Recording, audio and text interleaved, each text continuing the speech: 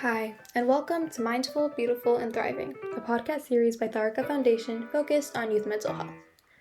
Before we begin today's episode, I just wanted to let you all know that all content that is found in our podcast is created for informational purposes only. This content is not intended to be a substitute for professional medical advice, diagnosis, treatment, or therapy. Always seek the advice of your physician or other qualified health provider with any questions you may have regarding a medical condition, and never disregard professional medical advice or delay in seeking it because of something you have heard in this podcast. Thank you so much, and without further ado, let's get started.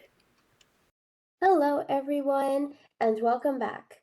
We've heard a lot about AI, but we talk less about the science behind it and the psychology of why we use it the way we do. We're constantly told it's the future, but we rarely stop to ask, how can it actually serve our human needs, rather than just distracting us? To really understand the bridge between our minds and these powerful technologies, I wanted to sit down with someone who doesn't just study the code, but with someone who actually has the human experience behind it. Today, we're joined by an incredible guest, Dr. Ashish Mehta, whose work examines exactly this. He earned his PhD in psychology from Stanford and researches on how AI can support human well being, emotional regulation, treat common challenges, and how AI can be used with purpose. Welcome, Dr. Mehta. Thank you very much for having me. Let's start with your journey. What intrigued you about AI and psychology, and why did you choose specifically to study the intersection between these two? Yeah, so I initially started my research career more in traditional psychology. So as you mentioned, I did my PhD in psychology, and for most of my PhD, I was interested in emotions, how people regulate their emotions, people's awareness of their emotions, things of that nature. But throughout that time, I just found myself to also be consistently drawn to the kind of data science aspect of psychology research. There's a lot of math and statistics and data science that can get integrated into psychology research. And as well as being sort of in like a hobbyist way interested in AI and kind of doing some AI projects. So towards the end of my PhD, especially, and as I was transitioning into my role now, which is a postdoc, which is basically like it's a research role that you get after a PhD. I wanted to basically shift my focus and think about what do we know from psychology that we can use to improve the kinds of interactions that we have with AI. And as I look at the field of AI, I see a lot of opportunities for thinking about how psychology can make the experience of using AI better for people. I see, yeah. I think it's great, like, you had interest in AI and, like, coding, like you mentioned, and then also, like, you were getting your PhD in psychology, and so, like, combining the 2 on, like, examining how do we currently interact with AI, but then, like, how can we also improve that? And that's what our podcast today and our next podcast we're doing together is gonna focus on.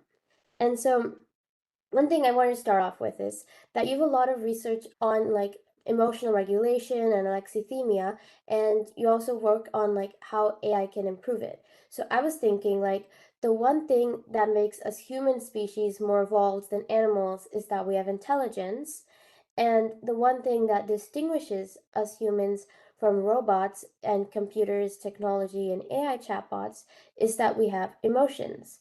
So, since AI technologies don't have emotions, how do we turn to these man made emotionless creatures for help in alexithymia and emotional regulation?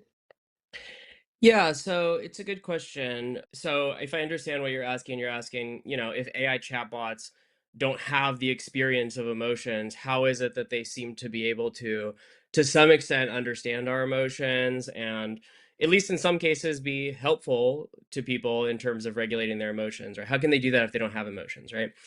And the answer to this, I think, is the same reason why we're able to do science on emotions, right?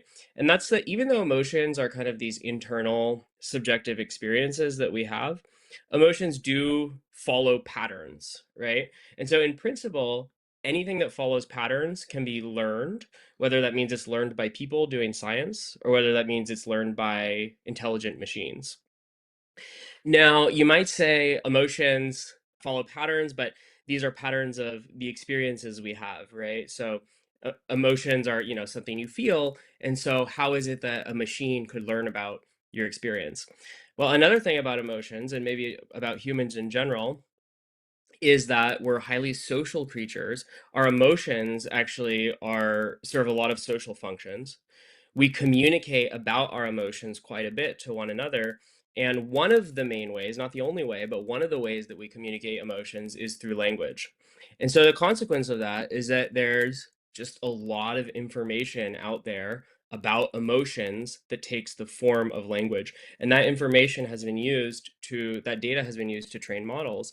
And so, in some sense, they understand the patterns and mechanisms that underpin the way our emotions work insofar as they have a lot of textual information about them. Now, that doesn't mean that they have the firsthand experience of having emotions, right? So the machines arguably will never be able to have the subjective experience of having emotions, but that doesn't preclude them from just knowing a lot about emotions and potentially more than some people might know.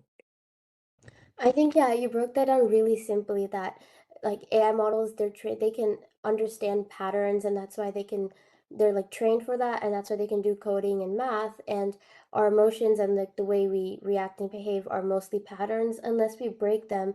And so if an AI can just understand the patterns that and the habits that we have, then they can understand and sometimes give us solutions.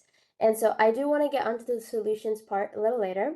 So I was wondering, since we humans always want things to go easily, simply, and most importantly, we want them to follow the plans that we've made in our mind. So when a problem or a conflict arises that takes too much thought and consideration to solve, we often just immediately turn to someone for answers. And now that we have AI chatbots, it's so much easier. All we do is just type our question. When we when we share our story with the AI or we ask it for solutions, we're most of the time just giving it our perspective and our biased story. So then the AI ends up just affirming what we want. It's kind of like an echo chamber. So why do we just turn to AI for the validation of you're right? Yeah, so why do people turn to AI? I think there's several reasons for that. So there's a few kind of buzzwords floating around related to this topic that I can share with you. So one is this idea of cognitive offloading, right? And what cognitive offloading means is basically cognitive offloading just refers to any case where you use some external tool to do something that you would have otherwise done with your cognition, right? So for example, using a calculator is cognitive offloading. Using Google Maps is cognitive offloading because you don't have to figure out the directions yourself, right? And that can be attractive to do cognitive offloading because as humans, we're sort of hardwired to not expend needless effort in general, right? We try to do things in ways that don't involve us expending a lot of energy that we don't need to expend, right? So that makes it attractive, I think, to offload tasks that you have to do, whether those are sort of like more like work tasks, right? Like doing coding or something, or like doing your homework assignment, or even like emotional tasks, right? Like regulating your emotions, right? Like trying to manage your emotions, as you can think of that as like a emotional task you're doing.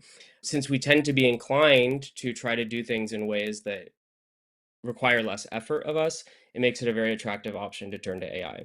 Now, you also mentioned another thing which I think is relevant, which is this risk that in some cases AI can be kind of like overly validating, right? Or people use the term, another buzzword, right, that people use is sycophantic, right? And that tends to refer to people use this word to refer to when AI is, as you say, like overly validating or flattering or like excessively uplifting. And I think this then taps into another kind of human need that we have, right? Which is this need to feel relationally supported and to feel relationally accepted and to feel like we matter and we're competent, right? These are all needs that we have as humans. And so if the AI is kind of offering you that in a way that requires very little effort, then this creates a strong pull for people to want to use it in that way. Does that make sense?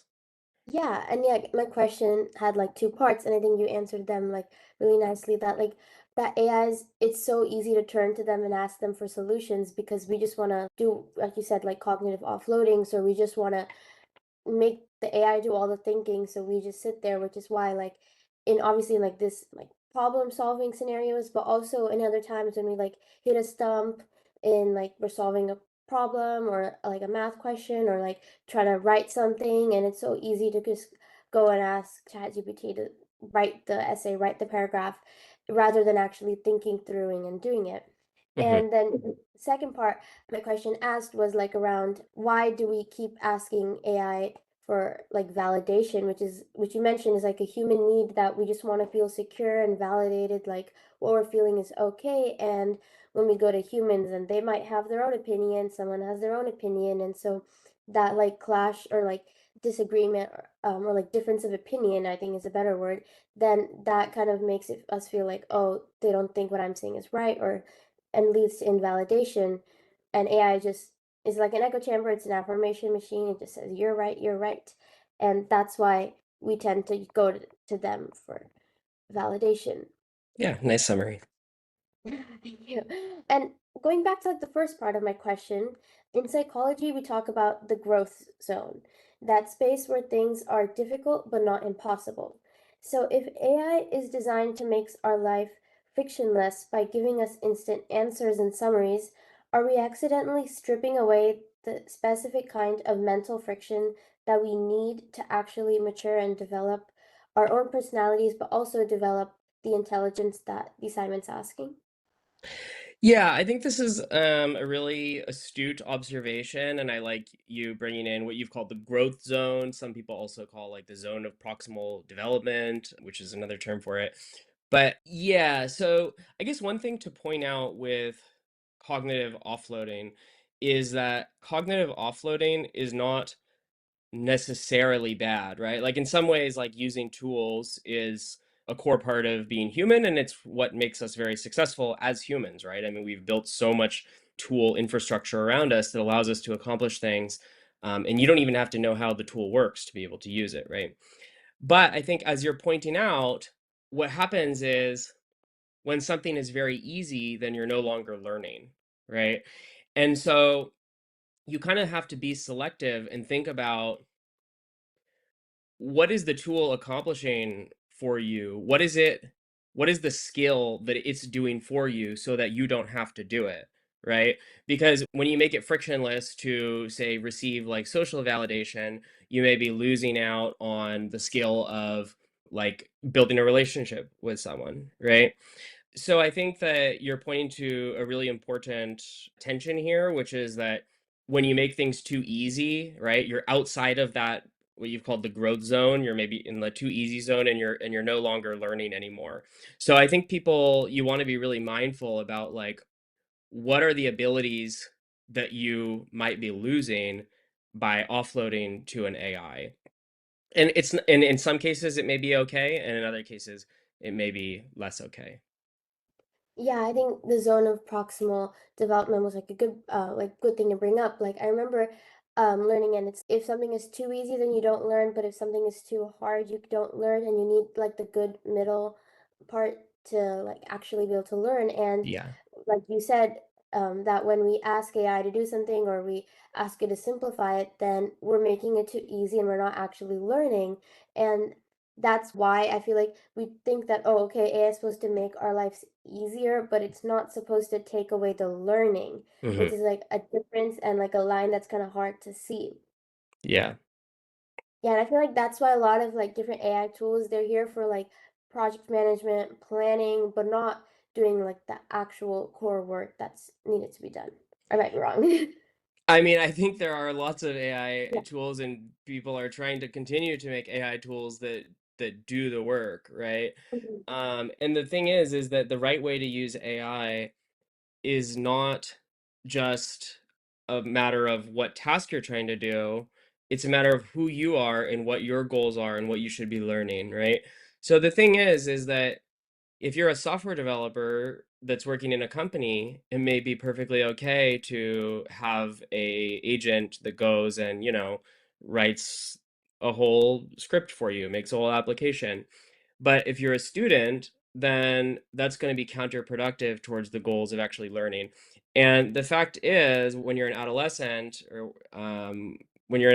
or even like as a young adult, much more of your energy should be devoted towards learning and developing skills than producing output, right? Like, I know it can be the incentive structure is not set up in that way, so it feels like what you really need to do is produce output, but really what your focus should be is on learning. So I think that there are a lot of tools that kind of will do the work for you.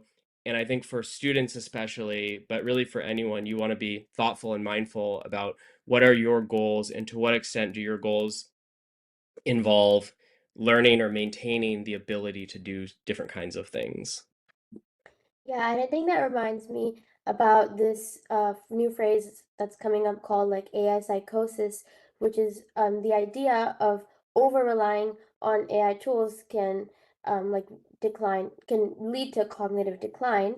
So kind of relating to what we're talking about, if we outsource all our critical thinking and do like cognitive offloading onto these chatbots, then what's going to happen in the long term to our brain and our development, especially for us adolescents who are still developing our brains?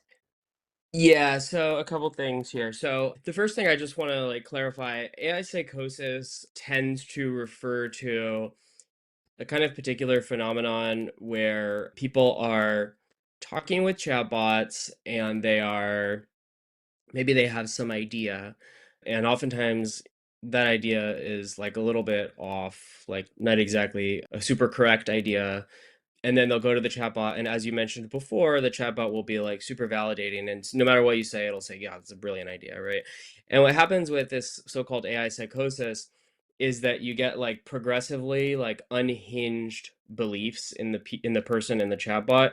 So the person might come with some idea and say like, oh, I have this new like math theory, and then it'll tell the AI, and this is like a nonsensical math theory, and the AI will be like, oh my gosh, that's brilliant, and then it'll add like 10 more ideas, and then the person will add 10 more ideas, and it's kind of like a snowball effect.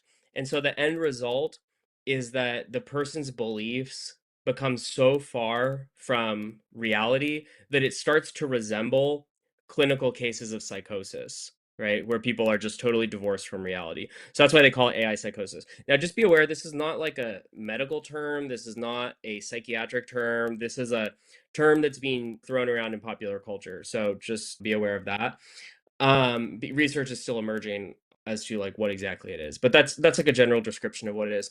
I think this is related, but not exactly the same as I think what you're asked the second part of what you're asking, which is like what risks does AI pose on development? Was that what the last part of the question is, if I understand correctly? Yeah, yes, and Yeah. thank you for like correcting the definition of AI psychosis. I think the way you described it made more sense that it's like you go for an idea and then it just creates this whole bubble of illusion and you aren't quite living in like the real world, you're just living in a whole different world. Yeah. But yes, my second question was more on the lines of if we keep using AI over and over again and we keep doing this like cognitive offloading, then what's happening to like our brain development, especially for the young brains that are still developing? Yeah. Yeah, so I can't speak from the perspective of like us having a bunch of research on this because obviously this technology is like totally new and the research isn't there. I mean, there hasn't even been time yet to see how a child that grows up with AI, like what does that do to their development, brain and psychological, right? But I can say some things that I think are plausible hypotheses that arise from what we do know about development. So, first is I think one of the biggest things that stands out for me is um, the impact that AI could have on adolescents' development of their like relationship skills. So one thing that I find to be concerning is these AI companions, and that could be in the form of like a AI companion, like that's like a designed to be an AI companion, or it could also just be like ChatGPT if you're using ChatGPT as an AI companion, right? And one thing I find disturbing about this as it relates to development is that adolescence is a time when you are learning your how to interact in a social world. You're learning how to build relationships. You're learning how you fit within social structures. You're learning how to deal with conflicts with other people in adult ways. You're learning how to deal with discomfort and being able to work through discomfort in order to maintain a relationship, right? And adolescence is this really unique, critical period for learning these skills. Now, let's say you go to an AI and you have an AI companion, and that's kind of like filling in the role of the relationships that you would be building as an adolescent, right? The problem is that the AI friend or companion or whatever that you have doesn't behave in the same way as real people. And so you're not learning the skills that you need to interact with real people, right? The AI companion, first of all, it doesn't have any needs of its own, it doesn't have any emotions of its own. So you never have to learn how to be empathetic. If you have a real friend, you have to have empathy for that friend, right? Your friend will give you empathy and concern, and you need to have empathy and concern for your friend. That's not the case for AI, right? AI is not going to judge you, which can make it attractive, right? Because it's like, oh, it's not going to judge you. But there's value in learning how to be vulnerable to trusted friends even though it's uncomfortable. So you're paying a cost in that there's discomfort and making yourself vulnerable by feeling like you could be judged. There's that cost, but then there's a big payoff because relationships, I mean, what we know from decades and decades of work in psychology, relationships are some of like one of the most, or if not like, yeah, like one of the most like best psychological predictors of well-being, happiness, longevity, physical health, right? So there's this really cool study that they've been doing at Harvard. It's called the Harvard Study of Adult Development, where they followed people throughout like practically their whole lives, like from the time they were adolescents until they were like into old age. And one of the big takeaways from this study was just how important it is to learn how to have safe and secure relationships. And one thing that they observed in this study is that these relationships sometimes involved conflict, right? But that didn't make the relationship not helpful for the person. So what makes the relationship helpful is despite having conflict, you're still able to feel that secure connection. You're able to feel like you have a dependable person that you can rely on and they can rely on you, right? So these skills are super important. Adolescence is this really crucial time for learning about this. And AI, I think, as you've said before, AI takes you out of that growth zone. There's no friction. You're not learning the skills that are so crucial for your development.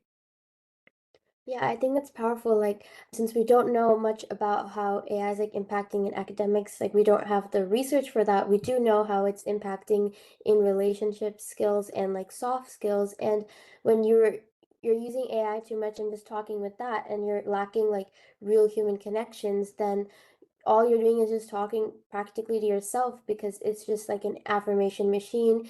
And in that case, there's no conflict. And then when you go into the real world and you have to interact with people and you experience a conflict for the first time, it's like eye-opening. And Mhm. so I think that's why it's crucial to have like human interaction more than like chatbots and like technology. And then you also had mentioned one point that people do tend to go and talk to AIs more because they don't judge and they just validate. This brings me to like the next point about from a psychology perspective, when people keep going to AI for venting or ranting just because it doesn't judge, is this actually healing or is this a temporary relief because we're just talking to a mirror of our own thoughts? So, like, are we actually getting support or are we just becoming better at talking to ourselves? Yeah. I think so. The answer to this question, and really any kind of question that's posed very broadly with humans, is that it depends, right? It depends how you use it. And I think it is, yeah. So if you're using it and you're just going and sort of the AI is just telling you that you're right all the time and you're just going and you're venting, like you have to consider like what are the costs that are happening. Like, for example, could you be, if you weren't talking to the AI, might you be doing the harder thing and sharing a vulnerable moment with a friend, right? So in that case, then the cost is that you're missing out on that opportunity to bond with your friend. I think in general for adolescents, it's probably better to steer away from using AI as like a socio-emotional support mechanism. Now, that being said, I think like there are some opportunities to use AI in ways that are more beneficial. Like there are some apps, certainly not all apps, but there are some apps that are doing like AI evidence-based, like socio-emotional support. But yeah, I would say it's risky territory. There's a lot of ways for it to go wrong, and it's hard to get it right. So you got to be pretty cautious. And for adolescents, I advise caution.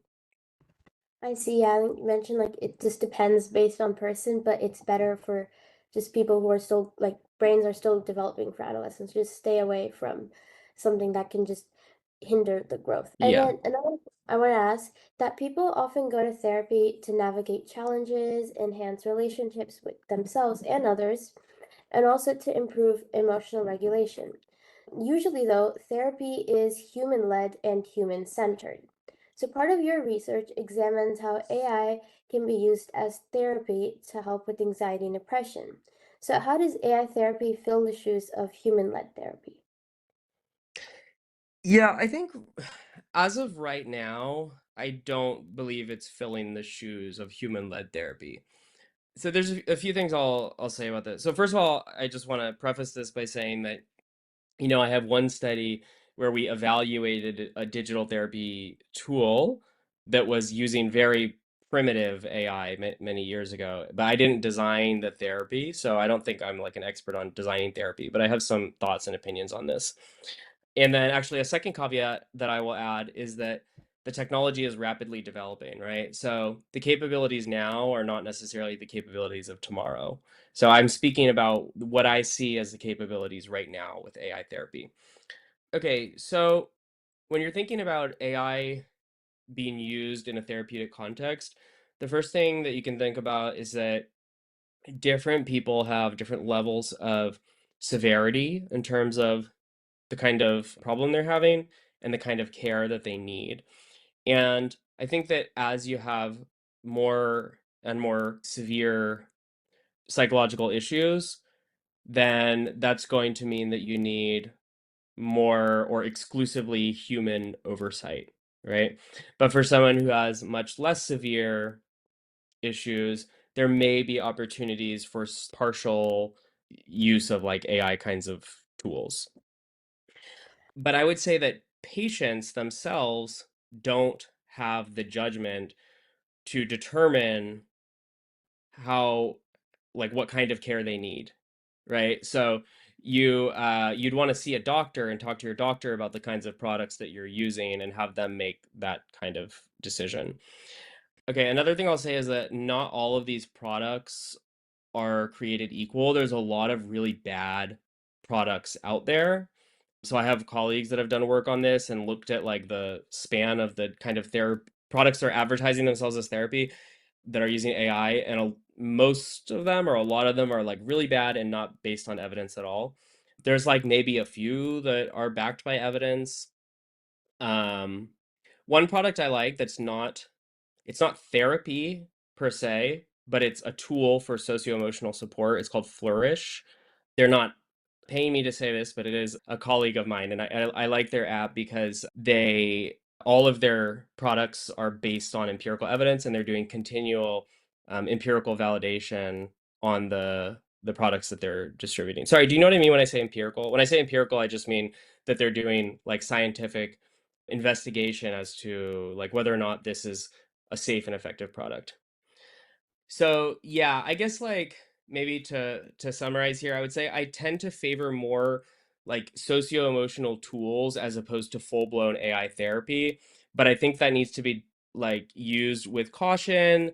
If you're having like actual psychiatric like clinical conditions, I think you definitely should be seeing a doctor and discussing with your doctor the products that you're using.